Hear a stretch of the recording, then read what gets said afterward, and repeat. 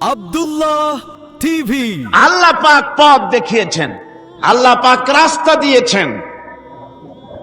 মরুভূমির ভিতরে যে রব্বুল আলামিন পথের নিশানা তৈরি করে দিলেন, যেখানে গভর্নমেন্ট রাস্তা বানাতে পারে না, মরুভূমির ভিতরে যিনি পথের নিশানা বানালেন মানুষ যেন না হারায়। যে আল্লাহ রব্বুল আলামিন দুর্গম পাহাড়ির ভিতরে গিরিপথ তৈরি করে দিলেন মানুষ যেন হারায় না যায়। সমুদ্রের ভেতরে নাবিকরা দিনের বেলায় সূর্যের আলো দেখে পথ চলে, রাতের আধারে সে যেন গভীর সমুদ্রের ভিতরে হারায় না যায়। আল্লাহ তাই আকাশের ভিতরে তারকা মণ্ডলী খচিত করে রেখেছেন। সমুদ্রের নাবিকেরা, জাহাজের নাবিকেরা তারকা দেখে দেখে পথ নির্ণয় করে নেন।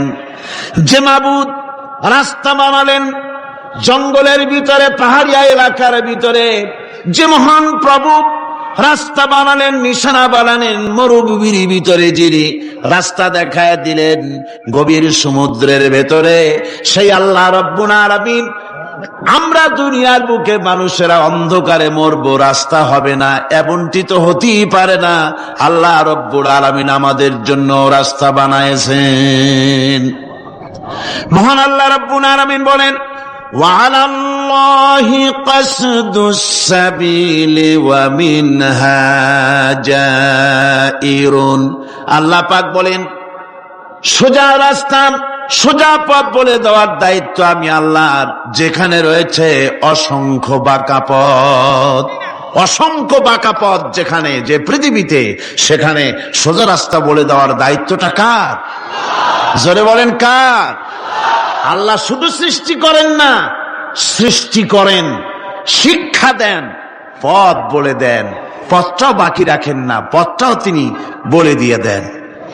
হযরতে মূসা আলাইহিস সালামের কাছে ফেরাউন প্রশ্ন করলো, তুমি যে রবের দাবি করছো, যে একজন রব আছেন, সে রবের পরিচয় কি? তোমার সেই রব কে? হযরতে মূসা আলাইহিস সালাম যে জবাবটা দিলেন, কি সুন্দর জবাব! এক কথার ভিতরে সমস্ত কথা সন্নিবেশিত হয়ে গেছে। ফিরআউনের প্রশ্নের জবাবে রব কে, এ কথার জবাব দেওয়া যায়, হাজার হাজার পৃষ্ঠা লেখা যায়। রবকে, তার পরিচিতি। আমি যদি এখন শুধু রব শব্দের ব্যাখ্যা করি, তাফসীর করি, রাত শেষ হয়ে যেতে পারে, ইনশাআল্লাহ ব্যাখ্যা দেওয়া যাবে। কিন্তু মূসা আলাইহিস সালাম কি সুন্দর একটা জবাব দিয়া দিলেন রবকে। শোনো, রব্বুনাল্লাযী আ'তা কুল্লা শাইইন খালকাহু সুম্মা হাদা। রব হচ্ছেন সেই, আমার প্রভু হচ্ছেন তিনি, যিনি সমস্ত সৃষ্টিকে, সমস্ত মাখলুকাতকে যিনি সৃষ্টি করেছেন, আর সৃষ্টি করার পর তার চলার জন্য পথ তৈরি করে দিয়েছেন। তিনি হচ্ছেন আল্লাহ পাক, যিনি সৃষ্টি করেন আর পথের দিশা দেন। তিনি হচ্ছেন আল্লাহ পাক, তিনি হচ্ছেন রব। শুধু বানান না, বানাবার পরে তার প্রয়োজনটাও মিটায় দেন। কোরআনে কারীমের ভিতরে আল্লাহ রাব্বুল আলামিন পৃথিবীবাসীদের জন্য যা কিছু প্রয়োজন সবকিছু সন্নিবেশিত করে দিয়েছেন। শুরু করলেন বা দিয়া, শেষ করলেন সিন দিয়া, বাস করে দিলেন। যেন বলা হলো, পৃথিবীর মানুষেরা, তোমাদের জন্য কিয়ামত পর্যন্ত যা কিছু দরকার সবগুলি আমি আল্লাহ রাব্বুল আলামিন কোরআনের মধ্যে ভরে দিয়েছি। বাস হয়ে গেছে, আর কিছুর প্রয়োজন নাই, আর কিছু প্রয়োজন নাই, সব আমি কোরআনে কারীমের ভেতরে সন্নিবেশিত করে দিয়েছি। আল্লাহ রাব্বুল আলামিন বলেন, قُلْ لَوْ كَانَ الْبَحْرُ مِدَادًا لِكَلِمَاتِ رَبِّي لَنَفِدَ الْبَحْرُ قَبْلَ أَن تَنفَدَ كَلِمَاتُ رَبِّي وَلَوْ جِئْنَا بِمِثْلِهِ مَدَدًا। আল্লাহ পাক বলেন, নবী আপনি বলুন, আমার রবের কথাগুলি লেখার জন্য যদি সমুদ্রের পানিগুলি, সমুদ্রের সমস্ত পানিগুলি যদি কালিতে পরিণত হয়ে যায়, আর আমার রবের কথাগুলি যদি লেখা শুরু হয়ে যায়, আমার রবের কথাগুলি লেখার পূর্বে সমস্ত সমুদ্রের পানিগুলি শেষ হয়ে যাবে।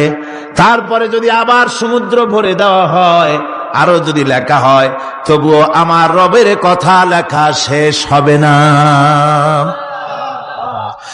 আল্লাহ রাব্বুল আলামিন বলেন, ওয়ালাউ আন্না মা ফিল আরদি মিন শাজারাতিন আকলামুন ওয়াল বাহরু ইয়ামুদ্দুহু মিন বা'দিহি সাবআতু আবহুরিম মা নাফিদাত কালিমাতুল্লাহ। আল্লাহ রাব্বুল আলামিন বলেন, মা নাফিদাত কালিমাতুল্লাহ, আল্লাহ পাক বলেন 7টা সমুদ্রের পানি যদি একত্রিত করা হয়, 7টা সমুদ্রের পানি যদি এক জায়গায় করা হয়, এই পানিগুলি যদি কালিতে পরিণত হয়ে যায়, আর পৃথিবীর সমস্ত গাছগুলি যদি কলমে পরিণত হয়ে যায়, ওই গাছগুলি দিয়ে যদি ওই পানি রূপ কালি দিয়ে আমার প্রভুর কথা আল্লাহ রাব্বুল আলামিনের কোরআনের কথা যদি লেখা শুরু হয়ে যায়, লিখতে লিখতে সমস্ত পানিগুলি গাছগুলি শেষ হয়ে যাবে, আল্লাহ পাকের কালামের ব্যাখ্যা লেখা শেষ হবে না। মা নাফিদাত কালিমাতুল্লাহ, আল্লাহর কথা লেখা শেষ হবে না। এত বড় বিরাট আজিম কিতাব আল্লাহ পাক আমাদেরকে দান করেছেন, সুবহানাল্লাহ পড়েন। এই কিতাবের এত বড় গুরুভার আল্লাহ রাব্বুল আলামিন বলেছেন, লাউ আনজালনা হাযাল কুরআনা আলা জাবালিন লারাআইতাহু খাশিআম মুতাসাদ্দিআম মিন খাশিয়াতিল্লাহ। আমি যদি এই কোরআনকে পর্বতের উপরে নাজিল করতাম, তাহলে তুমি দেখতে পেতে আমার ভয় ভীত সন্ত্রস্ত হয়ে পাহাড়গুলো চূর্ণ বিচূর্ণ হয়ে যেত। এত বড় আসিম কিতাব আমি তোমাদেরকে দান করেছি, যার গুরুভার বহন করতে কেউ রাজি হয়নি, পাহাড় পর্বত কেউ রাজি হয়নি, মানুষ রাজি হয়েছে। এই মানুষের উপরে আমি এটা অবতীর্ণ করেছি, গোটা বিশ্ববাসীর সামনে এই কিতাব আমি দিয়েছি তোমাদেরকে, এর দ্বারা হেদায়েত তোমরা গ্রহণ করবে। কিয়ামতের দিন আল্লাহর এই বিরাট নিয়ামত আমাদেরকে দান করলেন, আমরা এই নিয়ামতের নাশকর করেছি, অর্থাৎ এই কোরআনকে আমরা ব্যবহার করেছি সঠিকভাবে করি নাই, বেঠিকভাবে করেছি। প্রথম দিন দ্বিতীয় দিন আমি বলেছি কোরআন শরীফকে শুধু তাবিজ তুমারের জন্য, শুধু সওয়াবের জন্য তেলাওয়াত করেছি। আসলে শুধু সওয়াবের জন্য তো আসেনি কোরআন। কোরআন বুঝতে হবে, আমল করতে হবে, তবে না শান্তি পাবো। আপনি যদি কোরআন হচ্ছে মানুষের জীবন সমস্যার সমাধানের গ্রন্থ, ওষুধ খেলে রোগ ভালো হয়। ওষুধ খেলে কি হয়? কেউ যদি সকাল বেলায় তসবিহ হাতে নিয়ে 500 বার পড়ে ওষুধ ওষুধ ওষুধ, 500 বার পড়লো, রোগ কি ভালো হবে? বরং রোগ আরো বাড়তে পারে চিল্লাইতে চিল্লাইতে। শীতের জন্য লেপ গায়ে যায় না দিয়া কেউ যদি চিল্লাইতে থাকে, জিকির করে লেপ্ত শোক লেপ্ত শোক লেপ্ত শোক, শীত কি বন্ধ হবে নাকি? পানির পিপাসায় ছটফট করে মানুষ যদি চিল্লায় পানি পানি পানি পানি পানি, পানির পিপাসা আরো বাড়বে। তাহলে কি বোঝা গেল? পিপাসা লাগলে পানি পান করতে হবে, শীত লাগলে কম্বলটা গায়ে দিতে হবে, রোগ হলে ওষুধটা খেতে হবে, তাহলে সব সমস্যার সমাধান হবে। অনুরূপ ভাবে আমরা শুধু কোরআনে কারীমকে তেলাওয়াত করি সওয়াবের নিয়তে, তার হুকুমগুলি জীবনের উপরে আমল করি না বলে আজকের জীবন আমাদের বিপর্যস্ত হয়েছে। ব্যক্তিতে, পরিবারে, রাষ্ট্রে শান্তি নাই, কোথাও শান্তি নাই এই কারণে।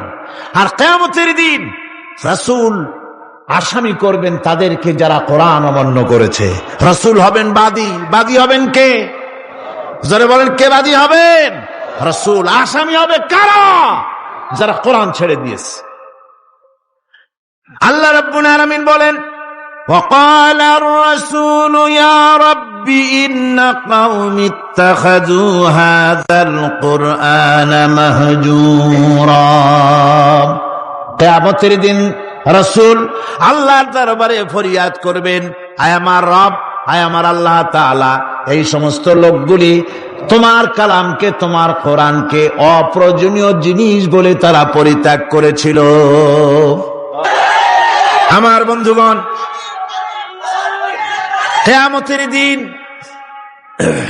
কিয়ামতের দিন যখন এরা উপস্থিত হবে আল্লাহর দরবারে, আল্লাহ রাব্বুল আলামিন কোরআনের সাথে যারা ঠাট্টা করেছে, বিদ্রুপ করেছে, কোরআনের আইনকে নিয়ে যারা ঠাট্টা বিদ্রুপ মজাক উড়াইছে, কিয়ামতের দিন তাদেরকে বলা হবে ওয়াকিলাল ইয়াউমা নানসাকুম কামা নাসিতুম লিকা ইয়াউমিকুম হাযা।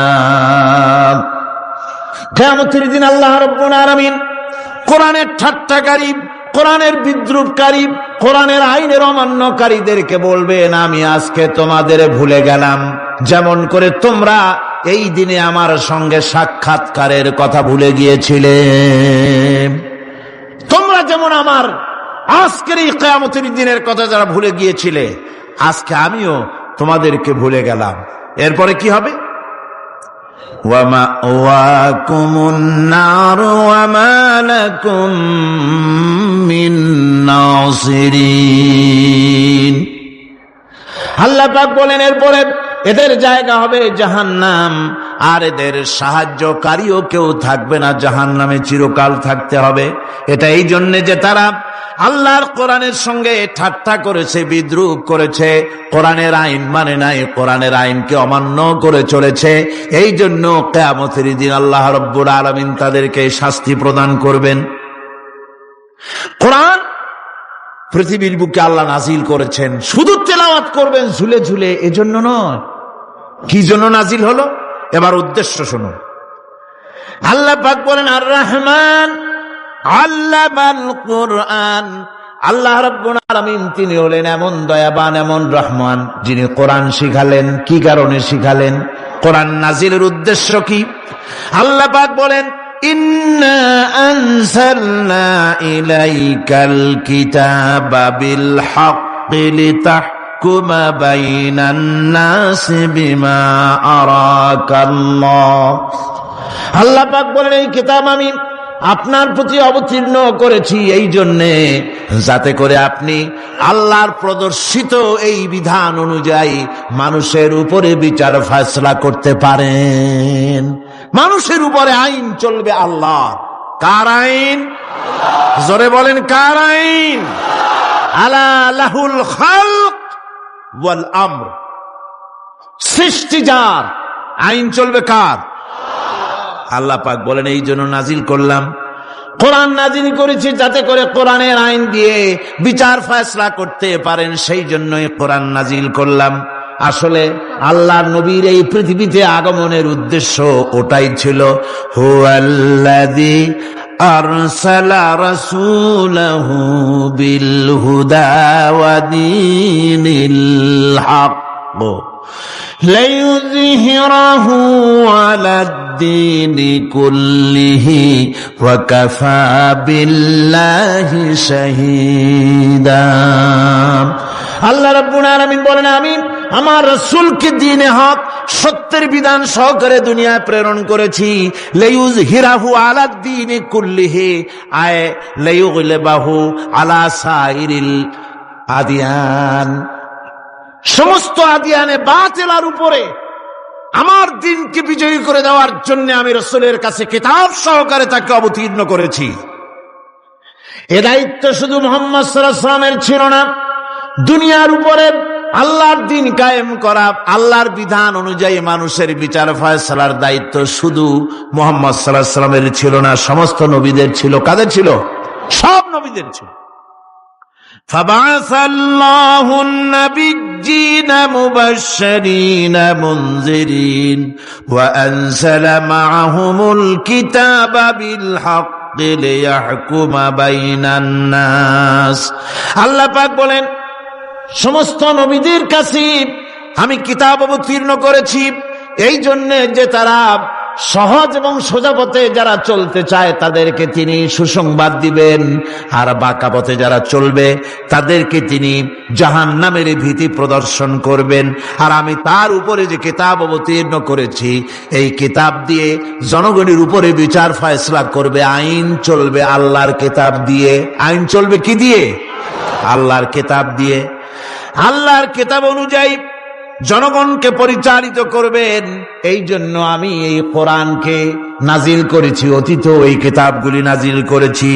কুল ইয়া আইয়ুহান নাসু ক্বাদ জাআকুমুল হাক্কু মির রাব্বিকুম। আল্লাহ পাক বলেন, নবী আপনি বলে দেন, আপনি বলুন, হে মানব সকল, আল্লাহর পক্ষ থেকে তোমাদের জন্য মহাসত্য এসেছে। এই মহাসত্য যদি অনুসরণ করো তোমাদের জন্য কল্যাণকর হবে। ওমান দাল্লা ফাইন্নামা ইয়াদুল্লু আলাইহা। আর যদি কোরআনকে অমান্য করো, আল্লাহর কিতাবকে অমান্য করো, তাহলে তোমাদের জন্য অকল্যাণ হবে। আজ আপনারা বলেন, আল্লাহর কিতাবের আইন কি আমাদের দেশে চলে? কোরআনের আইন কি চলে? চলে না। কোরআনের আইন চলে না। আমরা কি খুব শান্তিতে আছি? খুব আরামে আছি? শ্রমিকরা তাদের শ্রমের মূল্য পায়, কৃষক তার উৎপাদিত পণ্যের সঠিক দাম পায়, নারী তার সতীত্বের মর্যাদা পায়। জনগণ কি আরামে ঘুমাতে পারে? না, জনগণ রীতিমতো দুবেলা পেট পুরে সমস্ত জনগণ খেতে পারে। এর একমাত্র কারণ হচ্ছে কোরআনের আইনকে অমান্য করা হয়েছে। ভালো করে কান পেতে শুনুন, আল্লাহ রাব্বুল পরিষ্কার করে বলেছেন, ওয়ামান লাম ইয়াহকুম বিমা আনজালাল্লাহু ফাউলাইকা হুমুল কাফিরুন। যারা নাকি আমার দেওয়া বিধান অনুযায়ী, কোরআন অনুযায়ী যারা বিচার ফয়সালা করে না, ফাউলাইকা হুমুল কাফিরুন, ফাউলাইকা হুমুজ জালিমুন, ফাউলাইকা হুমুল ফাসিকুন। যারা আমার দেওয়া বিধান অনুযায়ী বিচার ফয়সালা করে না, তারা কাফির, তারা জালিম, তারা ফাসিক। সুতরাং এর ভিতরে এই জুলমের মধ্যে জালিমদের অন্তর্গত, ফাসিকদের অন্তর্গত হয়ে বাংলাদেশের বহু মুসলমান, পৃথিবীর বহু এলাকার মুসলমান এর মধ্যে লিপ্ত হয়ে আছে। কোরআনের আইন চালু না করলে পরে, কোরআনের আইন না মানলে পরে জালিম হতে হবে, কাফির হতে হবে, ফাসিক হতে হবে। অর্থাৎ যতখানি না মানবেন ততখানি এই বিশেষণে বিভূষিত হতে হবে। এক শ্রেণীর লোক আছে যারা বলে বেড়ান ধর্ম আর রাজনীতি আলাদা। বলেন কিনা? কন জোরে বলেন, বলে কিনা? ধর্ম আর রাজনীতি আলাদা। তারা বলেন আমরা ধর্ম নিরপেক্ষ থাকতে চাই। তারা কি থাকতে চায়? ধর্ম নিরপেক্ষ থাকতে চায়। কোরআনে কারিমে এই ধর্ম নিরপেক্ষবাদীদের ব্যাপারে কোরআন কি বলছে শুনুন। আল্লাহ রাব্বুল আলামিন বলেন, আলাম তারা ইলাল্লাযীনা ইয়াজউমুনা আন্নাহুম আমানু বিমা উনজিলা ইলাইকা ওয়া মা উনজিলা মিন ক্বাবলিক। আল্লাহ পাক বলেন, হে নবী, তুমি কি সেই সব লোকদেরকে দেখেছ যারা দাবি তো করে যে আমরা আল্লাহর উপর ঈমান এনেছি আর এই কিতাবের উপর ঈমান এনেছি, এর পূর্বে যত কিতাব নাজিল হয়েছে সেসব কিতাবের উপরেও ঈমান এনেছি। ধর্মনিরপেক্ষবাদীরা তারা তো বলে না যে আল্লাহ মানি না, কোরআন মানি না, এ কথা বলে না, ওটা বলে না। কি বলে? সেই বলা কথাটাই আল্লাহ এখানে অনেক আগে বলে রেখেছেন। ওরা বলে যে আমরা অবশ্যই আল্লাহকে মানি, আল্লাহর কিতাব মানি, এর পূর্বে যত কিতাব নাজিল হয়েছে সেগুলোও মানি, তবে ইউরিদুনা আইয়াতাহাকামু ইলাত তাগুত। তারা চায় তাদের জীবনের সমস্ত সমাধান সমস্যার জন্য তাগুতের কাছে যেতে চায়। তাগুতকে, আল্লাহকে বাদ দিয়ে তারা যেতে চায় কোথায়? তাগুতের কাছে। জোরে বলেন, কিসের কাছে যেতে চায়? তাগুতের কাছে। তাগুত বলে কারে? তাগুত বলা হয় যে নিজে আল্লাহর আইন মানে না এবং অপরকেও আল্লাহর আইন অমান্য করতে বাধ্য করে, তাকে বলা হয় তাগুত। ওরা বলে ধর্ম আর রাজনীতি আলাদা, কোরআন মানি কিন্তু কোরআনের আইন মানি না। ওরা কোরআন মানে ঠিকই, বলে যে কোরআন মানি, কিন্তু কোরআনের আইন মানে। তাহলে এ মানি বলার অর্থটা কি? এর মূল্যটা কোথায়? কোরআন যদি মানো তো কোরআন বলেছে সুদ খেও না, আমাদের দেশে সুদ চলছে না? কোরআন বলেছে বিবিকে পর্দায় রাখো, পর্দায় কি রাখা হচ্ছে? কোরআন বলেছে ওজনে কম দিও না, তা কি মানা হচ্ছে? কোরআন বলেছে আমার আইন দিয়ে দেশ শাসন করো, তা কি করা হচ্ছে? সুতরাং ধর্মনিরপেক্ষ মতবাদ যেটা, এই মতবাদটা কোরআনের দৃষ্টিতে কুফরি মতবাদ। ধর্মনিরপেক্ষ মতবাদ কি? জোরে বলেন, ধর্মনিরপেক্ষ মতবাদ কি? কোন মুসলমান, যে ব্যক্তি নিজেকে মুসলমান বলে দাবি করে, ধর্মনিরপেক্ষ মতবাদ সে বিশ্বাস করতে পারে না, জায়েজ নাই, হারাম। আফাতুমিনুনা বিবাদিল কিতাব ওয়া তাকফুরুনা বিবাদ। তোমরা কোরআনের কিছু অংশকে মেনে নিবে আর কিছু অংশকে করবে অস্বীকার। এটা যদি করো দুনিয়ার জীবনে পাবে দুনিয়ার জীবনে জিল্লতি আসবে, লাঞ্ছনা আসবে, আর কিয়ামতে পাবে জাহান্নামের শাস্তি। সুতরাং ধর্মনিরপেক্ষ মতবাদের অর্থ তারা বলে যে ধর্মহীনতা নয়, আসলে কিন্তু ধর্মনিরপেক্ষ মতবাদের অর্থই হলো ধর্মহীনতা। ঠিক কিনা কন? জোরে বলেন ঠিক কিনা? এই ধর্মনিরপেক্ষ মতবাদ আমাদের দেশের জন্ম হয় নাই, এর জন্ম হয়েছে ইউরোপ সভ্যতায়। প্রাচীন ইউরোপ সভ্যতায় এর জন্ম হয়েছিল, সেখান থেকে তার আন্ডা বাচ্চা ভারতে এসেছিল। ভারত থেকে এই আন্ডা বাচ্চার কিছু অংশ 1972 সালে তদানীন্তন সরকারের মাথার উপরে ভারত চাপিয়ে দিয়েছিল। সেই ধর্মনিরপেক্ষ মতবাদ 1972 সনের সংবিধানে লেখা হলো, কিন্তু 1982 সনে যখন সংবিধান আবার অ্যামেন্ডমেন্ট করা হলো, তখন ধর্মনিরপেক্ষতার কপালে ঝাঁটা মেরে বিদায় করা হয়েছে। বাংলাদেশে ধর্মনিরপেক্ষ মতবাদ চলতে পারে না। ধর্মনিরপেক্ষ মতবাদের কথা আমাদের দেশে তারাই বলে যারা 72 সনে ক্ষমতায় ছিলেন। তারা ধর্মের সাথে কি ব্যবহার করেছেন আমরা ভুলে যাই নাই, আপনারা ভুলে গেছেন। 1972 সনে দেশের সমস্ত বিশ্ববিদ্যালয়ের মনোগ্রাম থেকে ইকরা বিস্মি রাব্বিকাল্লাযী খালাক রাব্বি জিদনি ইলমা, কোরআনে কারীমের এই আয়াতকে বিদায় করে দেওয়া হয়েছিল। শাসনতন্ত্রের শিরোনামে বিসমিল্লাহকে গ্রহণ করা হয় নাই। শুধু তাই নয়, কোরআনে কারীম যেখানে তেলাওয়াত করা হয়, তখনকার সময় রেডিওতে, টেলিভিশনে, ওই 72 থেকে 3 বছর, এবং এখনো সেই দলটি মিটিং করতে গিয়ে, কোন জায়গায় কিছু করতে গিয়ে, আগে কোরআন শরীফ, তারপরে গীতা, তারপরে বাইবেল। এগুলি হচ্ছে মুনাফিকের লক্ষণ। কিসের লক্ষণ? যেখানে যেই টেবিলে, যেই মঞ্চে কোরআন তেলাওয়াত হয়, বাইবেল গীতা পড়া হারাম, পড়া হতে পারে না। কোরআনের চাইতে শ্রেষ্ঠ কিতাব আল্লাহর দুনিয়া আছে? সমস্ত কিতাবকে রদ করেছে কোরআন। হযরত ওমর রাদিয়াল্লাহু তাআলা আনহু রাসূল করিম সাল্লাল্লাহু আলাইহি ওয়াসাল্লামের কাছে গিয়ে তাওরাতের একটা পাতা পড়তেছিলেন। হযরত আবু বকর রাদিয়াল্লাহু তাআলা আনহু সেখানে চলে এলেন। এসে দেখেন রাসূল করিম সাল্লাল্লাহু আলাইহি ওয়াসাল্লামের চেহারা মোবারক লাল হয়ে গিয়েছে গোসায়। হযরত আবু বকর বললেন, ওমর, তুই যদি এর থেকে মরে যেতিস, তুই যদি এর থেকে মরে যেতিস, তুই যদি এর থেকে মরে যেতি। 3 বার বললেন। হযরত ওমর শিউরে উঠলেন, হতচকিত হয়ে উঠলেন। আবু বকর আমাকে মরার কথা বলছেন কেন? তিনি তাকিয়ে দেখেন রাসূল করিম সাল্লাল্লাহু আলাইহি ওয়াসাল্লামের চেহারা মোবারক গোসায় লাল হয়ে গিয়েছে। হযরত ওমর বলছেন, ইয়া রাসূলুল্লাহ, আমার এবং আমার পিতা মাতার জীবন আপনার কদম মোবারকে উৎসর্গ হয়ে যাক। আমি অপরাধ করেছি, কি অন্যায় করেছি হুজুর আমাকে বলুন। হুজুর বলছেন, ওমর, তুমি যে তাওরাতের পাতা আমার সামনে পড়তেছো, এই তাওরাত যার উপরে নাজিল হয়েছিল, সেই মুসা আলাইহিস সালাম যদি আজকে বেঁচে থাকতেন, তাহলে আমার উম্মতের ভিতরে শামিল হয়ে যাওয়া তার জন্য ফরজ হয়ে যেত। অতীতের সমস্ত কিতাবকে রদ করা হয়েছে, সমস্ত শরিয়াতকে বন্ধ করা হয়েছে। সুতরাং কোন মুসলমানের প্ল্যাটফর্মে যেখানে কোরআন তেলাওয়াত হয়, বেদ, বাইবেল, গীতা পড়া হারাম সেখানে। এই মুনাফিকরা তাও করে থাকে। আমার মুসলমান ভাইয়েরা, নজরুল ইসলাম কলেজের ইসলাম শব্দ বাদ দিয়ে নজরুল কলেজ করা হয়েছিল। সলিমুল্লাহ মুসলিম হলের মুসলিম শব্দ বাদ দিয়ে শুধু সলিমুল্লাহ হল করা হয়েছিল। তার মানে ধর্ম এদের কলিজায় আগুন জ্বালিয়ে দেয়। ইসলামের নাম বরদাস্ত হয় না, কোরআনের নাম বরদাস্ত হয় না। আর বরদাস্ত হয়নি বলেই আল্লাহ পাক তার ইন্তেকাম নিয়েছেন। আমার বক্তব্য হচ্ছে, কোরআনে কারীম পৃথিবীতে এসেছে শাসন করতে দুনিয়াকে। তার মধ্যে রয়েছে রাজনীতি, অর্থনীতি, সবকিছু। এই বিচার ফয়সালা কোরআন থেকে যারা গ্রহণ করে না, রাসূলকে যারা বিচারক মানে না, তাদের সম্পর্কে আল্লাহ পাক কি বলছেন শুনুন। ফালা ওয়া রাব্বিকা লা ইউমিনুনা হাত্তা ইউহাক্কিমুকা ফীমা শাজারা বাইনাহুম সুম্মা লা ইয়াজিদু ফী আনফুসিহিম হারাজাম মিম্মা কাদাইতা ওয়া ইউসাল্লিমু তাসলিমা।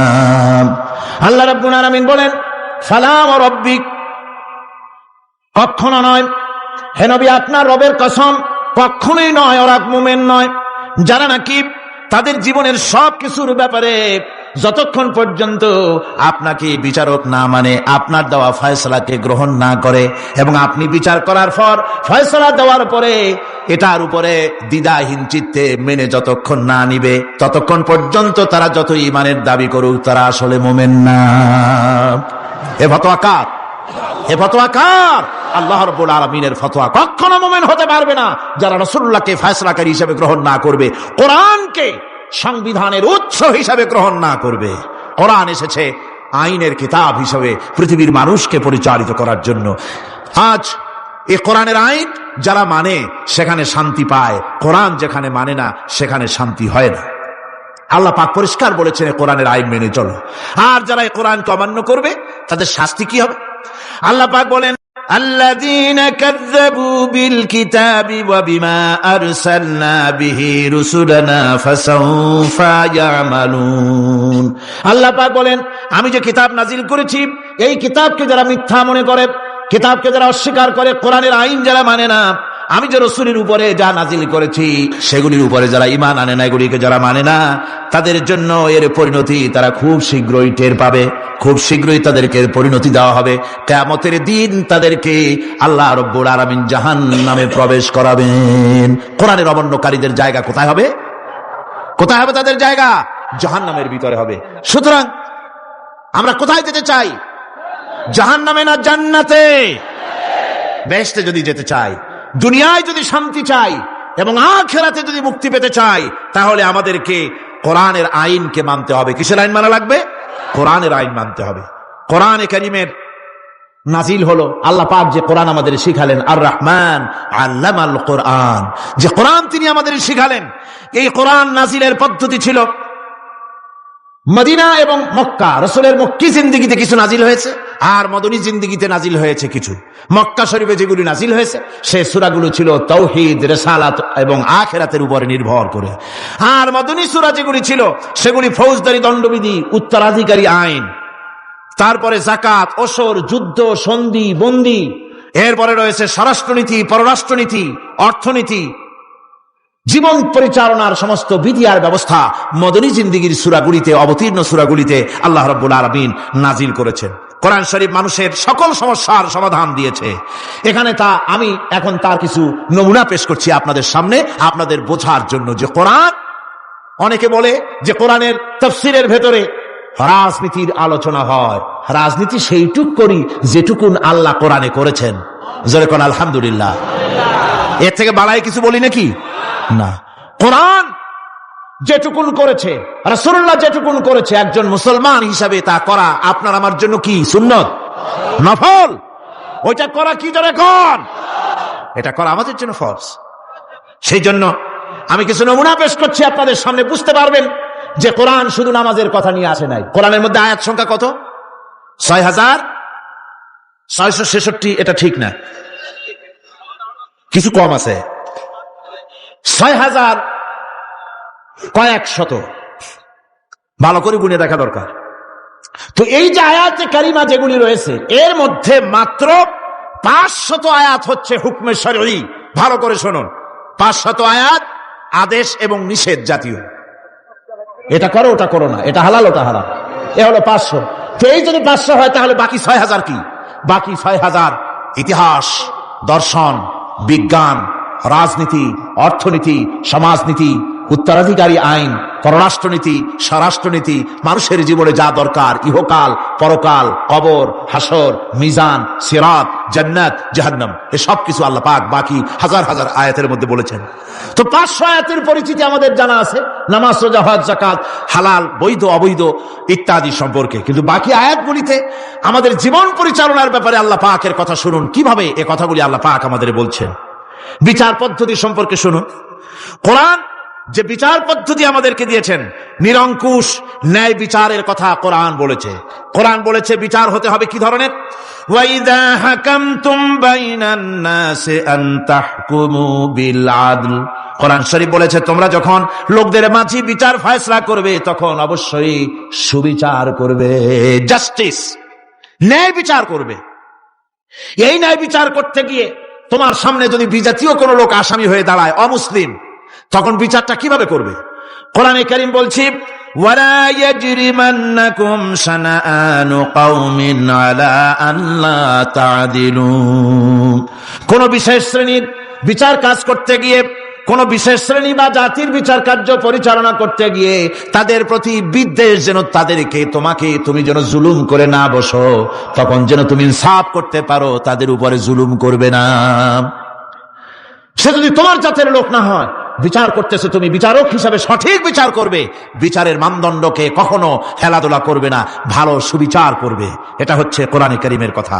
আর আত্মীয় স্বজনের বিচার সম্পর্কে বলা হচ্ছে যে তোমরা বিচার নিয়ে, সুবিচার নিয়ে তোমরা দাঁড়াও, দণ্ডায়মান হও সুবিচার নিয়ে। মুসলমানেরা, তোমরা যখন বিচার করবে, তখন এই বিচার করতে গিয়ে ওয়ালাউ আলা আনফুসিকুম আবিল ওয়ালিদাইনে ওয়াল আকরাবিন, সে যদি তোমার নিজের বিরুদ্ধেও যায় বিচার, তা যদি তোমার সন্তান সন্ততি, ভাই ব্রাদার, মা বাপ ইত্যাদির বিরুদ্ধেও যদি চলে যায়, ইন ইয়াকুন গানিয়ান আও ফাকিরান, যদি সে গরিব হয়, যদি সে ধনীও হয়, বিচারের বেলায় কোন রকম তারতম্য করবে না, আপন হোক পর হোক, বিচার করতে হবে সঠিক। এটা কার কথা?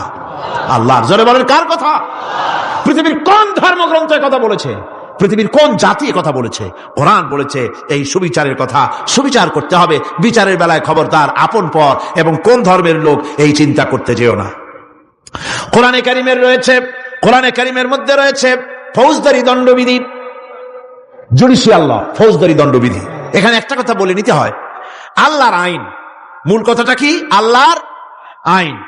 আল্লাহর আইনের কথা শোনা মাত্রই এক শ্রেণীর লোকেরা মনে করে আল্লাহর আইন মানেই হলো হাত কাটা, আল্লাহর আইনের অর্থই হলো গলা কাটা, আল্লাহর আইনের অর্থই হলো দৌড়া মারা। এটা একটা বাজে কথা। আল্লাহ পাকের আল্লাহ কি এইরকম একটা বদমেজাজি দারোগার মতো আল্লাহ, যে মানুষ পাইলেই খালি পিটাবে আর হাত কাটবে? একটা কথা হইল? হাত কাটা, গলা কাটা, এটা কখন? সুবিচার প্রতিষ্ঠিত হয়ে যাবে, খাওয়া পড়ার গ্যারান্টি মিলবে, তারপরে যদি কেউ চুরি করে দৃষ্টান্তমূলক শাস্তি দাও হাত কেটে। এর আগে না। মদিনা মুনাওয়ারায় হযরত ওমর রাদিয়াল্লাহু তাআলা আনহুর সময় অনাবৃষ্টির কারণে দুর্ভিক্ষ দেখা দিয়েছিল। তখন হযরত ওমর জাস্টিসদেরকে, ম্যাজিস্ট্রেটদেরকে ডেকে পরিষ্কারভাবে এলান করে দিয়েছিলেন, এখন যদি কোনো চোর ধরা পড়ে, এই দুর্ভিক্ষ চলাকালীন কোন চোর যদি ধরা পড়ে আর প্রমাণিত হয় পেটের জ্বালায় চুরি করেছে, খবরদার তার হাতকে তোমরা কাটবে না, খবরদার হাত কাটবে না। ইসলাম তো আগে পেটে দেয়। আগে কোথায় দেয়? পেটে, তারপরে দেয় পিঠে, আগে দেয় না। মানুষের খাওয়া পড়া, শিক্ষা, চিকিৎসা, বাসস্থান সবটার গ্যারান্টি দেওয়া হয়। মদিনায় যখন এই গ্যারান্টি এসে গেল, চোরের হাত কাটা আইন মক্কায় নাজিল হয় নাই, নাজিল হয়েছে মদিনা মুনাওয়ারায়, রাসূলের মদনী জিন্দেগিতে। কোন সময়? যখন রাসূলুল্লাহ প্রেসিডেন্ট। রাসূলুল্লাহ কি? জোরে কোন? রাসূলুল্লাহ কি? রাষ্ট্রপতি। সেই সময় মানুষ দরজা খুলে ঘুমাবার সুযোগ পেল, খাওয়া পড়া, শিক্ষা, চিকিৎসা, বাসস্থানের গ্যারান্টি পেল। এই সময় আল্লাহ রাব্বুল আলামিন তিনি যখন দেখলেন ইসলামী সমাজ ব্যবস্থা কোরআনের আইনের মাধ্যমে মানুষ সব রকমের নিরাপত্তা লাভ করেছে, পেটের সমস্যার সমাধান হয়ে গেছে, তখন আল্লাহ আইন জারি করলেন, আস-সারিকু ওয়াস-সারিকাতু ফাকতাউ আইদিয়াহুমা, চোর পুরুষ হোক আর নারী হোক উভয়ের হাত কেটে দাও। পুরুষ হোক আর নারী হোক, এখন উভয়ের হাত কেটে দাও। দৃষ্টান্তমূলক শাস্তি হোক, যাতে করে এই চুরি আর কেউ না করে। পেটে খাবার আছে, চাকরি আছে, ওষুধ আছে, শিক্ষা আছে, থাকার মতো জায়গা আছে, এখন চুরি করো কেন? তাহলে বোঝা যাবে এটা নেশায় পরিণত হয়েছে। কি হয়েছে? নেশা। তখন তো আর চোরেকে বসায় সেলুট মারা আর যাবে না, এখন হাতটা কাটিয়া একটা শাস্তি দিয়ে দাও। আমাদের দেশে কিন্তু চোরের হাত কাটা আইনের ব্যাপারে কোন চোরের আজ পর্যন্ত মিছিল করে না। বাংলাদেশের কোন ছোট ছোট চোর, যেমন তাল চোর, বেল চোর, কচু চোর, ছাতি চোর, জুতা চোর, আরো যত ছোট ছোট চোর, এই সব চোরেরা কি কোনোদিন মিছিল করেছে যে চোরের হাত কাটা আইন মানি না, মানবো না? বলেছে কেউ? বলেন। কিন্তু এই আইনের বিরুদ্ধে সোচ্চার কারা? কোন চোরেরা? নিশ্চয়ই ছোট চোরেরা না, বড় চোরেরা, যারা তাল বেল চুরি করে না, বরং কলমের খোঁচা দিয়া সরকারের, জনগণের লক্ষ কোটি কোটি টাকা পকেটস্থ করেন মেহেরবানি করে। ওইসব তারা মনে করেন যদি এই আইন চালু হয়ে যায় তাহলে তালচোর বেলচোরের তো কোনো ক্ষতি নাই, ইসলামী রাষ্ট্র চালু হলে পরে তো সকলের পেটে ভাত আসবে, ওই তাল বেলা চুরি করা লাগবে না, তাদের তো সুবিধা। কিন্তু মুসিবতটা তো আমাদের হবে, বেশি খাইয়া খাইয়া জিব্বা পুরু হয়ে গেছে, এখন ওই বেশি খাইতে না পারলে বদভ্যাস চালু হয়ে যাবে, চুরি করতে যখন যাইবে তখন এই আইন তো বিসমিল্লাহ হবে আমাদের দিয়া। এই জন্য ওনারাই বিরোধিতা করেন চরম ভাবে। আমার বন্ধুগণ, কোরআনের আইন বন্ধ করার ক্ষমতা কারো নাই। আইন চালু হলে পরেই শান্তি আসবে। ওরা বিরোধিতা করছে, ওরা বলছে চোরের হাত কাটা আইন এটা হচ্ছে একটা অমানবিক ব্যাপার। আইনটা কার? আল্লাহর। মানুষগুলি কার? তো তোমার তো দরদ কেন? মায়ের চাইতে মাসির দরদ বেশি, এটা কি খুব সুলক্ষণ? না, এটা দারুণ কুলক্ষণ।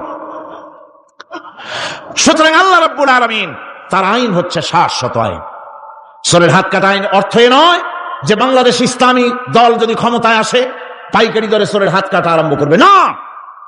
ততক্ষণ পর্যন্ত আইন চালু হবে না যতক্ষণ পর্যন্ত সমস্ত মানুষ তাদের কর্মসংস্থান না হবে, খাবার না পাবে, চাকরি বাকরি না হবে, খেয়ে পরে খাওয়া পড়া শিক্ষা চিকিৎসা বাসস্থান সবটার গ্যারান্টি মিলবে, তারপরে আইন চালু হবে, এর আগে নয়। আল্লাহ রাব্বুল আলামিন ফৌজদারি দণ্ডবিধির আওতার ভিতরে চোরের কি শাস্তি হবে তা বললেন, নরহত্যার শাস্তি কি হবে তাও আল্লাহ পাক এখানে বলছেন, ইয়া আইয়ুহাল্লাযীনা আমানু কুতিবা আলাইকুমুল কিসাসু ফিল কাতলা। আল্লাহ পাক বলেন তোমাদের প্রতি নরহত্যার শাস্তি স্বরূপ কিসাস নির্দিষ্ট করা হয়েছে, অর্থাৎ হত্যার বদলে হত্যা করা। একজন মানুষ আর একজন মানুষকে হত্যা করেছে, কোরআনের আইন হচ্ছে ওকেও হত্যা করো। কি সুন্দর আইন, সুবহানাল্লাহ পড়েন। তাহলে কি হবে? রেডিও টেলিভিশনে পত্র পত্রিকার মাধ্যমে যদি খবর ছড়ানো হয় যে হত্যাকারীর বিচার হবে কোরআনের আইন অনুযায়ী, প্রকাশ্য রাজপথে হত্যাকারীকে তাকেও যদি হত্যা করে দেওয়া হয়, এই দৃশ্য উপস্থিত জনতা যত দেখবে, পত্র পত্রিকায় খবর পাবে, টেলিভিশনের পর্দায় দেখতে পাবে, যারা দেখলো এই সব লক্ষ লক্ষ জনতার ভেতরে মানুষ হত্যা করার দুঃসাহস আর আসবে? আল্লাহ পাক বলছেন এটা হচ্ছে মানুষের কিসাস, এর মধ্যে রয়েছে মানুষের জীবন। এরপরে নরহত্যার শাস্তি আল্লাহ পাক এভাবে কোরআনে কারীমের মধ্যে বললেন। জিনার শাস্তি, আয-যানিয়াতু ওয়াজ-যানি ফাজলিদু কুল্লা ওয়াহিদিম মিনহুমা মিআতা জালদা। আল্লাহ রাব্বুল আলামিন বলেন জিনাকারিনী পুরুষ, জিনাকারিনী নারী আর জিনাকারা পুরুষ, তাদের শাস্তি হচ্ছে উভয়কে 100 করে দৌড়া মারা, প্রাণদণ্ড দিয়ে দেওয়া। এই শাস্তি যদি হয় জিনা বন্ধ হয়ে যাবে, বিবাহ সহজ হবে। ইসলামী রাষ্ট্র হলে পরে জিনা করা কঠিন হবে, বিবাহ করা সহজ হয়ে যাবে। এটা হচ্ছে কোরআনের আইনের সুন্দর বিধান। জিনার শাস্তি, চোরের শাস্তি, নরহত্যার শাস্তি জুডিশিয়াল লয়ের আওতায়, ফৌজদারি দণ্ডবিধির আওতায় এগুলি পড়ে। এগুলি সব কোরআন শরীফে আছে না নাই? আছে কিনা? তাহলে কি করে আপনি বলবেন আপনি ধর্ম নিরপেক্ষ? আপনি শুধু ধর্ম আপনার ব্যক্তিগত ব্যাপার আর রাজনীতি একটা আলাদা ব্যাপার। এবারে আল্লাহ রাব্বুল আলামিন মদ পান সম্পর্কে, যারা মদ পান করবে, জুয়া খেলবে যারা, তাদের সম্পর্কে মদ্যপায়ীদের ব্যাপারে আল্লাহ পাক বলছেন, ইন্নামাল খামরু ওয়াল মাইসিরু ওয়াল আনসাবু ওয়াল আজলামু রিজসুম মিন আমালিশ শাইতানি ফাজতানিবুহু। আল্লাহ পাক বলেন নিঃসন্দেহে মদ, জুয়া এবং পাশা, এই সমস্ত খেলাকে, এই সমস্ত জিনিসকে নাপাক ঘোষণা করা হয়েছে। এগুলি সব হতেছে শয়তান কর্তৃক উদ্ভাবিত নোংরা কাজ। এগুলি শয়তানের কাজ। মদ আর জুয়া কার কাজ? যারা বলেন কার কাজ? শয়তানের কাজ। সুতরাং ফাজতানিবুহু, এর থেকে তোমরা ফিরে থাকো। আল্লাহ বলছেন মদ এবং জুয়া মানুষকে আল্লাহর জিকির থেকে ফিরায় রাখে। ফাহাল আনতুম মুনতাহুন, এগুলি শোনার পরেও কি তোমরা এর থেকে ফিরে থাকবে না?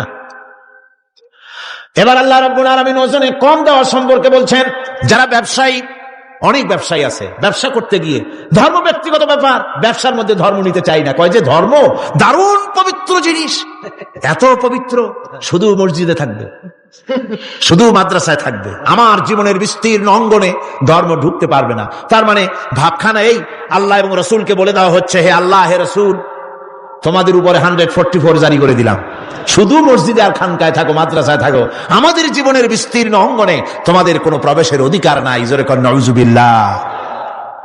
আল্লাহ পাক মানুষের জীবনের সকল ক্ষেত্রে আইন চলবে আল্লাহ। ইনিল হুকমু ইল্লা লিল্লাহ। আইন চলবে কার? ওই আল্লাহ রাব্বুল আলামিন বলেন ওজনে কম দিও না। ওয়াউফুল কাইলা ইযা কিলতুম ওয়াজনু বিল কিসতাসিল মুস্তাকিম। মেপে যখন কোন জিনিস দিবে পরিমাপে কম দিবে না, ওজন করে যখন দিবে ওজনেও কম দিবে না। আল্লাহ পাক কোরআনে কারীমের মধ্যে সুন্দর করে সব কথা বলে দিলেন। ওজনে কম করো না, পরিমাপে কম করো না, সঠিকভাবে এটাকে দিও। ইয়াতীমের মাল সম্পর্কে কোরআন বলছে ওয়ালা তাকরাবু মালাল ইয়াতীমি ইল্লা বিল্লাতী হিয়া আহসান। ইয়াতীমের মাল ভক্ষণ করা তো দূরের কথা, এর নিকটবর্তী হয় না। তবে হ্যাঁ, ইয়াতীম বয়স্কত্ব হওয়া পর্যন্ত যদি আমানত রাখো সেটা ভিন্ন কথা, কিন্তু ইয়াতীমের মালকে ভক্ষণ করো না অবৈধভাবে। ইয়াতীমের মালের সুরক্ষার জন্য আল্লাহ পাক বলে দিলেন। অশ্লীলতা সম্পর্কে, আজকে সমাজে অশ্লীলতা চলছে, বেহায়ামি, নগ্নতা চলছে, এ সম্পর্কে আল্লাহ পাক বলছেন কুল ইন্নামা হারামা রাব্বিয়াল ফাওয়াহিশা মা যাহারা মিনহা ওয়া মা বাতান। আল্লাহ পাক বলেন, হে নবী আপনি বলে দেন আমার প্রভু নিঃসন্দেহে প্রকাশ্য এবং অপ্রকাশ্য সব রকমের নির্লজ্জতা এবং পাপাচারকে নিষিদ্ধ ঘোষণা করেছেন, হারাম করে দিয়েছেন। প্রকাশ্য এবং অপ্রকাশ্য সব রকমের পাপাচারকে, নির্লজ্জতাকে আল্লাহ পাক নিষেধ করেছেন। আজকে আমাদের দেশের টেলিভিশনে যে সমস্ত নির্লজ্জ বিজ্ঞাপন দেওয়া হয়, নারী দেহের যে সৌন্দর্য প্রদর্শনী করা হয়, এ কি কোনো মুসলমান দেশের করা উচিত? কোন মুসলমানদের জন্য এটা কি বৈধ? আজ নির্লজ্জতা, বেহায়ামি ছড়িয়ে পড়ছে চতুর্দিকে। আল্লাহ পাক নিষেধ করছেন, হারাম করে দিয়েছেন। প্রকাশ্য অপ্রকাশ্য সব রকমের নির্লজ্জতা আল্লাহ পাক হারাম করেছেন। সুতরাং আল্লাহ পাক বলছেন আমি সুদকে হারাম করেছি, ব্যবসাকে করেছি হালাল। এই সুদ থেকে যদি না ফেরো, ফাইন লাম তাফআলু ফাযানু বিহারবিম মিনাল্লাহি ওয়া রাসূলি। আল্লাহ রাব্বুল আলামিন বলেন যদি এই সুদ থেকে না ফেরো, যদি এই সুদ থেকে বিরত না থাকো, তাহলে আমি আল্লাহ এবং আমার রাসূলের পক্ষ থেকে যুদ্ধের ঘোষণা রইল। পারবেন? আল্লাহ রাসূলের সাথে যুদ্ধ করতে পারবেন? নাউযুবিল্লাহি মিন যালিকা। কি মানুষের পক্ষে সম্ভব? সুদ সম্পর্কে আল্লাহ ঘোষণা করলেন কোরআনে কারীমের মধ্যে। এবার ধনী এবং গরিব সম্পর্কে, ধনী আর গরিবের ভিতরে সম্পর্কটা কেমন হবে আল্লাহ পাক কোরআনে কারীমের মধ্যে বলে দিলেন ওয়া ফি আমওয়ালিহিম হাক্কুল লিসাইলি ওয়াল মাহরুম। আল্লাহ রাব্বুল আলামিন বলছেন ও ধনীরা, তোমাদের সম্পদের ভিতরে গরিবদের অধিকার আছে, সে অধিকার আদায় করে দাও। একথা বলা হলো না গরিবরা তোমাদের করুণার পাত্র, দয়া করে তাদের কিছু দাও, একথা আল্লাহ বলেন নাই। বললেন ধনীরা শুনে রাখো, তোমাদের সম্পদে গরিবদের অধিকার আছে, অধিকার, এই অধিকার তাদের ফিরিয়ে দাও।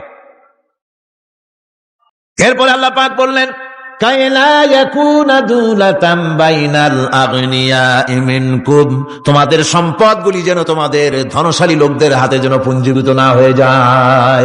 দেশের সমস্ত সম্পদ গুটি কতক লোকের হাতে যেন পুঞ্জীভূত না হয়, বরং তা যাকাত, ফিতরা, সাদকা, এককালীন দান ইত্যাদির মাধ্যমে জনগণের কাছে যেন তা পৌঁছে যায়, এক জায়গায় যেন পুঞ্জীভূত হয়ে না থাকে। এভাবে করে আল্লাহ পাক মানুষের জীবনের সাথে সম্পৃক্ত কথাগুলি বলছেন। রাষ্ট্র ব্যবস্থা সম্পর্কে বলছেন ওয়া আমরুহুম শুরা বাইনাহুম। রাষ্ট্র পরিচালনা করতে গিয়ে তাদের সাথে পরামর্শ ভিত্তিক রাষ্ট্র চালাও, স্বৈরাচার হয়ে ক্ষমতায় বসে থেকো না। ইচ্ছে মাফিক দেশ চালায়ও না, ডিক্টেটর হয়েও না, পরামর্শ ভিত্তিক দেশ পরিচালনা করো।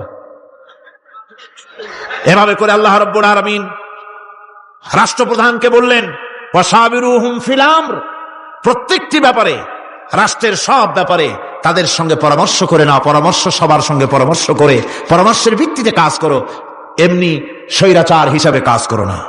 কোরআন প্রবর্তিত সমাজ সকল নাগরিকের মৌলিক অধিকারের গ্যারান্টি দিয়েছে, জোরে কান সুবহানাল্লাহ।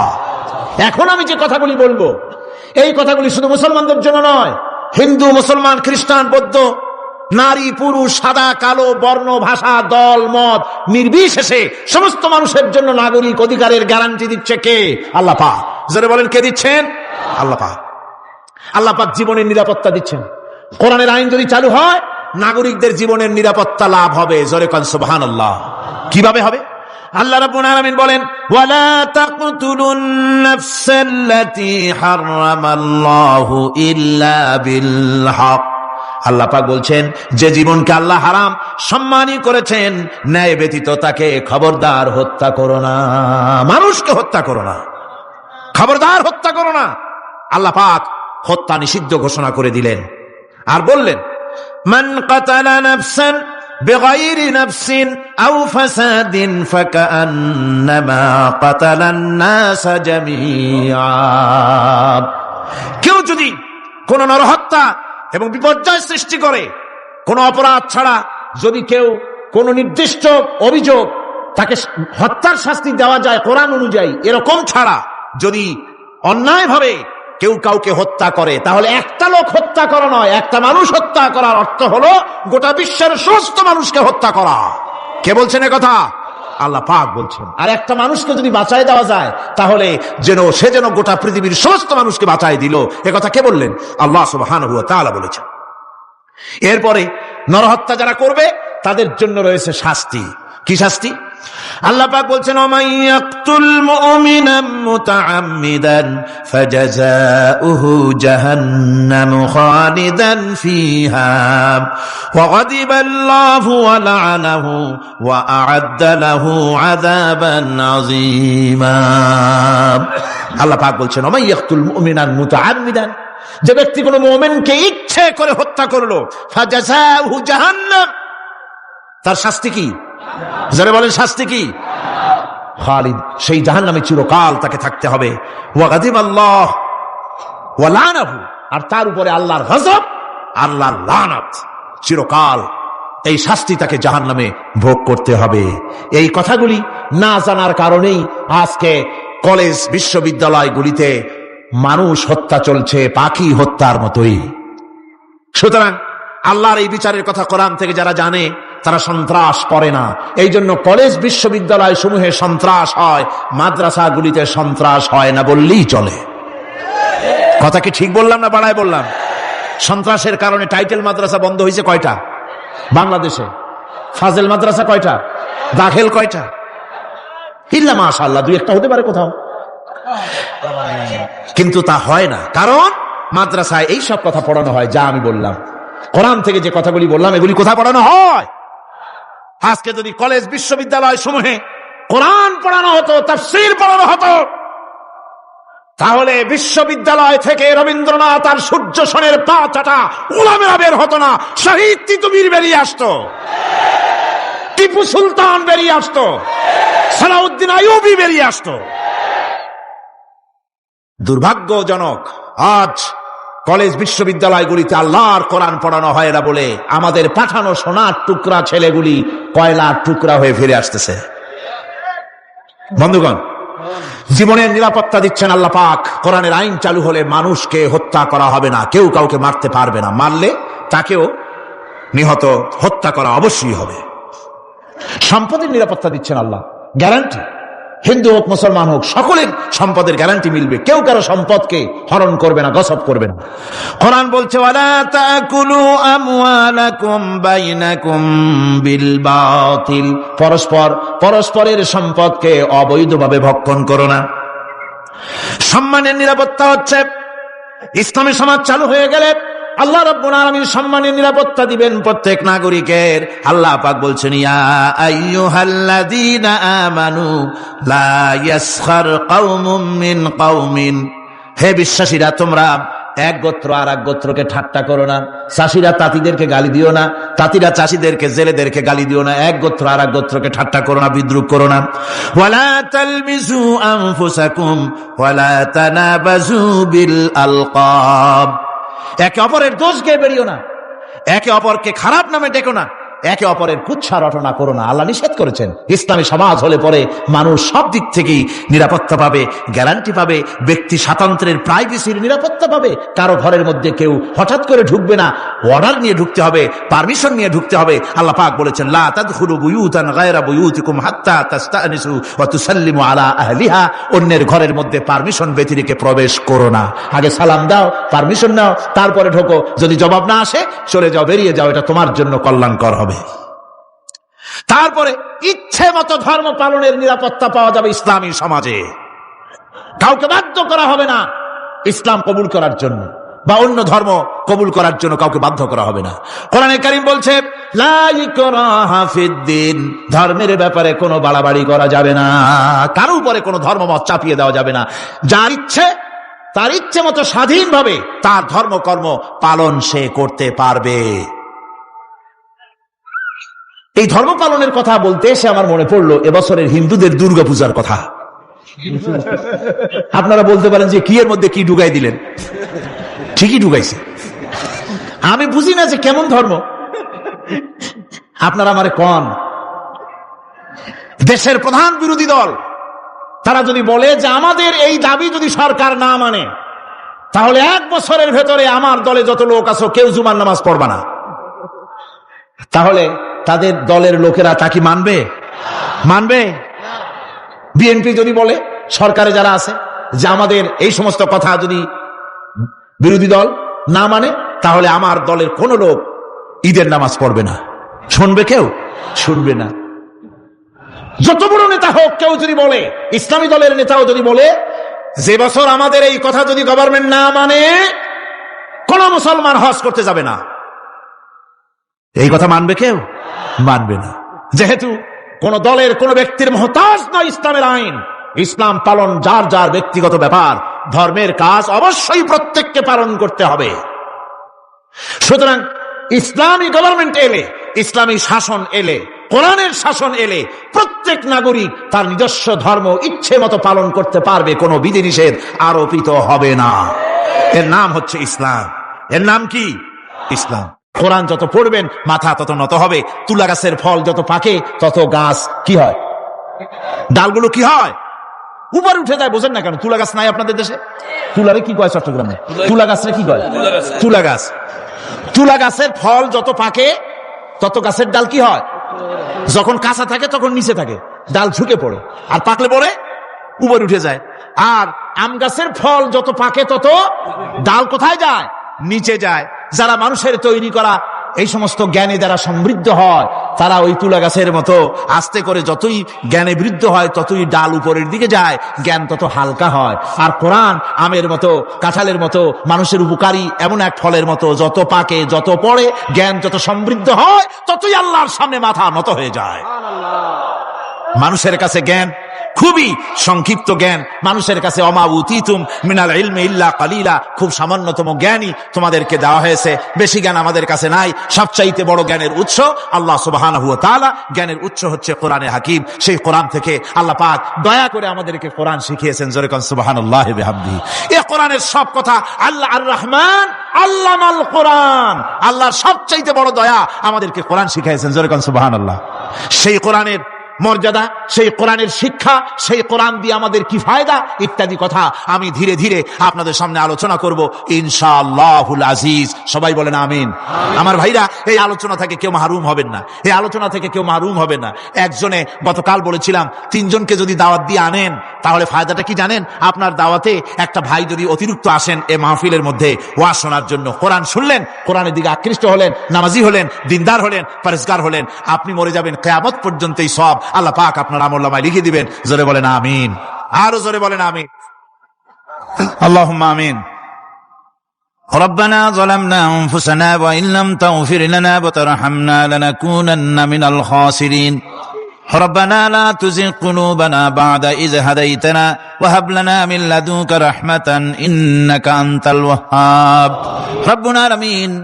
হাজার হাজার মুসলমান নরনারী দীর্ঘক্ষণ ধরে তোমার কোরআনের কথা শুনেছি, মেহেরবানি করে সওয়াবটুকু রাসূল করিম সাল্লাল্লাহু আলাইহি সাল্লামের রূহ মুবারকে পৌঁছে দাও।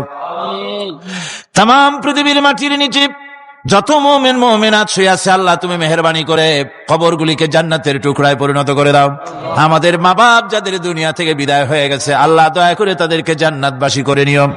রব্বিরহামহুমা কামা রব্বায়ানি সগীরা, রব্বিরহামহুমা কামা রব্বায়ানি সগীরা। হে আল্লাহ তাআলা, এই মাহফিলের আয়োজন যারা করেছেন ইসলামী সমাজ কল্যাণ পরিষদকে তুমি মঞ্জুর করে নিও আল্লাহ রাব্বুল আলামিন। तमाम পৃথিবীর বুকে মুসলমানেরা যত জায়গায় বিপদে আছে, মুসিবতে আছে, আল্লাহ তুমি দয়া করে মেহেরবানি করে বিপদগ্রস্ত মুসলমানদের হামি ও নাসির হয়ে যাও রব্বুল আলামিন। এই মাহফিল আরো 3 দিন এখানে হবে বলে আমাদের প্রোগ্রাম রয়েছে আল্লাহ, বাকি 3 দিন তোমার কুদরতি নিজাম দিয়ে তুমি এটাকে পরিচালিত করে দিও আল্লাহ রব্বুল আলামিন। এ মাহফিল যারা আয়োজন করেছেন এবছর দারুণ ভাবে ঋণগ্রস্ত হয়ে তারা এই মাহফিলের ব্যবস্থা করেছেন, আল্লাহ তুমি দয়া করে তাদের ঋণ পরিশোধ করার মতো তৌফিক দিয়ে দিও। তোমার বান্দাদের দিল তাদের দিকে মাইল করে দিও রব্বুল আলামিন। এ মাহফিলের যিনি মুরব্বী হযরত মাওলানা শামসুদ্দিন সাহেবের জন্য গতকাল দোয়া করেছি, আজও করছি, গত বছরও করেছি। তোমার কাছে আমরা কাঁদতেই থাকবো, দোয়া করতেই থাকবো, যেহেতু তোমার দরজা ছাড়া আর বান্দার কোনো দরওয়াজা নাই। রব্বুল আলামিন তুমি মেহেরবানি করে আমাদের এই ভাইকে দয়া করে চক্ষুষ্মান করে দাও, তার দৃষ্টি শক্তি দয়া করে তুমি ফিরিয়ে দাও। রব্বুল আলামিন তুমি তোমার বান্দাদের দোয়া তোমার দরবারে মঞ্জুর করে নাও। মা বোনেরা কষ্ট করে প্রতিদিন আসেন, হায় আল্লাহ মা বোনদেরকেও হেদায়েত নসিব করে দাও, মা বোনদের যাতায়াত আসান করে দাও, আর তাদেরকে তোমার দিন বুঝে দিনের রাস্তায় চলার তৌফিক দিয়ে দিও। রব্বানা তাকাব্বাল মিন্না ইন্নাকা আনতাস সামিউল আলিম ওয়া তুব আলাইনা ইন্নাকা আনতাত তাওয়াবুর রহিম। সুবহান রাব্বিকা রাব্বিল ইজ্জাতি আম্মা ইয়াসিফুন ওয়া সালামুন আলাল মুরসালিন আলহামদুলিল্লাহি রাব্বিল আলামিন। বিহাক্কি লা ইলাহা ইল্লাল্লাহু মুহাম্মাদুর রাসূলুল্লাহ। আসসালামু আলাইকুম ওয়া রাহমাতুল্লাহ।